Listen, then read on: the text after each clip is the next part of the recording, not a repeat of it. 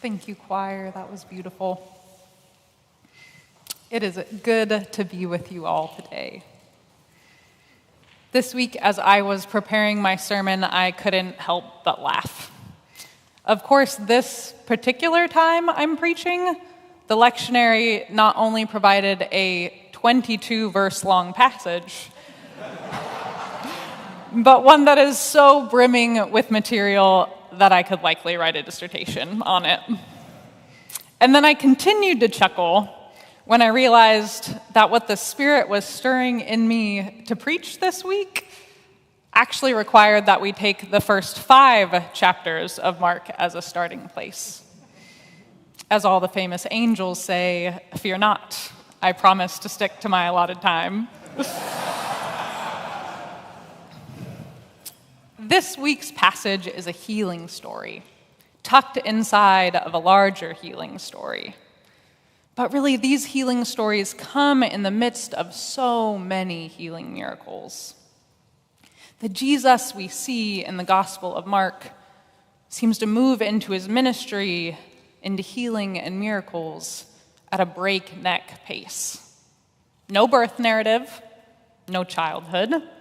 Mark's Jesus shows up, is baptized, is tested, calls his disciples, and bam, there's a man with an unclean spirit asking for healing. And as we see over the next 4 chapters, Jesus heals and preaches, and heals and tells stories, and heals and calls more disciples, and calms a storm, and heals some more. And while the disciples don't get much play in today's passage, I couldn't help but think of them witnessing all of this. I couldn't help but wonder what they were making of all of this. And I wondered, even with the moments of relief that healing brought, if the disciples ever began to wonder why sickness and storms and death seemed to follow Jesus around so closely. Sure, disease and death were more commonplace in first century Palestine, so perhaps they were more accustomed to it. But I can imagine even for the disciples, it was a bit of a shock to go to city after city and have the sick, the poor, the dead, and the dying showing up in droves, hoping for healing. And as I wondered about the disciples, a particular story in the very first chapter of Mark stood out to me. Right after Jesus heals a man with an unclean spirit, he goes to his disciple Simon's house. And there, of course, Simon's mother-in-law has a fever, and Jesus heals her. And then in Mark chapter 1, verse 32, not even a full chapter into the Gospel of Mark, the scripture reads, "That evening at sunset, they brought him all who were sick or possessed by demons, and the whole city was gathered around the door. And he cured many who were sick with various diseases and cast out many demons." And as I read these verses, I was struck by the ambiguity of the phrase, "and the whole city was gathered around the door." Now, surely the author does not mean literally the whole city was gathered. And surely they do not mean to imply that the whole city was sick or demon-possessed, and that's why they were gathered. And yet I wondered this week if that's how the disciples, and maybe even Jesus, started to feel. I'm sure if the disciples had, for a moment, a wondering about why death and sickness seemed to follow Jesus around, a singular curse, they quickly realized the deeper truth. The world is actually just chock full of suffering, and everybody's looking for healing. Do you know this feeling? It's a feeling that sometimes comes over me when I'm feeling particularly tender or broken open by the world. Maybe it's been a week filled with tragedy in my personal life and in the world at large. Maybe it's been a week that has brought news that a friend's mother, cancer, has returned. And it's been a hard mental health week for a student in my care. And there's been another instance of gun violence. And I've taken time to wade into the difficult news of war and climate crisis and the general precarity of the world. And suddenly there's a full feeling in my chest, the weight of the grief of the world. Suddenly it becomes very easy to believe that the whole city was gathered, not just to bear witness, but to receive healing themselves. I wondered if the disciples must have felt a sense of whiplash, the hopefulness of seeing Jesus bring so much healing, preaching about a kingdom of justice and fullness of life, and yet wherever they turned, more death, more disease, more poverty. I wondered if simply being around a person who promised healing meant that they encountered the desperate sickness and heartache of the world on a level they never had before. And as I wondered all of that, I waded back into the particular stories for this morning of the hemorrhaging woman and Jairus' daughter. And it was as if I saw the mourners in the story for the first time. Did you catch them? They come on the scene as Jesus approaches Jairus' house. And as he does, people greet him, saying, "It's too late. The girl is dead." And he finds people weeping and wailing, and he says, "Why do you make a commotion and weep? The child is not dead, but sleeping." And they laugh at him, so he sends them out of the room, bringing in only the child's father and mother to witness the healing. They laughed at him. Now, some sources say that these would have been professional mourners, people who were hired on the occasion of someone's death to loudly embody grief and mourning for a person upon their passing. But even if they weren't professionals, even if they were just the townspeople, I could understand why they might laugh. Maybe might even roll their eyes at the thought of healing. Because after all, they lived in this world too, didn't they? They knew what it was like to live under the occupation of the Roman Empire, with the rich getting richer and the poor getting poorer. They knew what it meant to be sick and to lose loved ones. They knew what it meant to be caught up in systems of oppression that catered to those already in power. And so they laughed. A promise of life out of death? No way. And I wondered if the disciples caught a glimpse of a part of themselves in these mourners. And I wondered in what parts of my life have I traded my role as a person healed or child raised for the part of a despairing mourner, cynically laughing at the mention that there might be hope. Perhaps I might pay lip service to hope, but in what areas of my life have I actually situated myself outside the view of God bringing life where I can only see death? Is it the climate crisis? Is it immigration or housing justice? Is it a relationship in need of mending? Is it a place of healing in my own interior life I just can't seem to reach? Where are those hopeless places for you? Maybe not every day, but on those days where the whole world seems like an open wound. This week, I felt profoundly grateful for the wisdom embedded in the scriptures, because as they so often do, the women show us the way.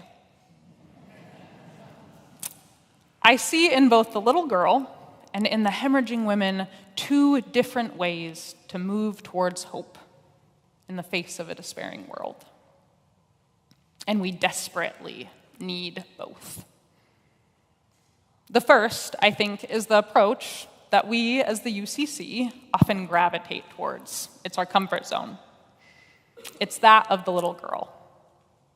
For the girl, Jesus says, Talitha cum, little girl, get up.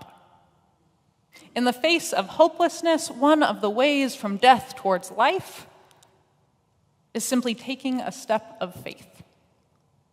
Acting as if our actions make a difference until we can feel it in our bones that they do.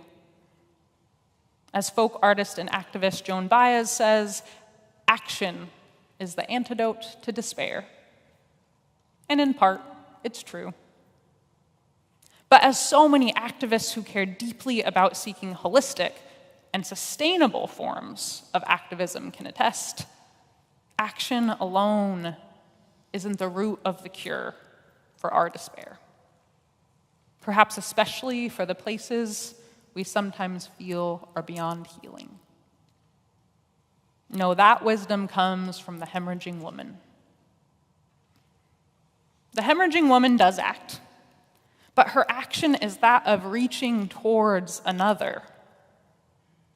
And then the story says, when Jesus asked who had touched him, the woman told him the whole truth. Or as one translation puts it, she tells him her whole story.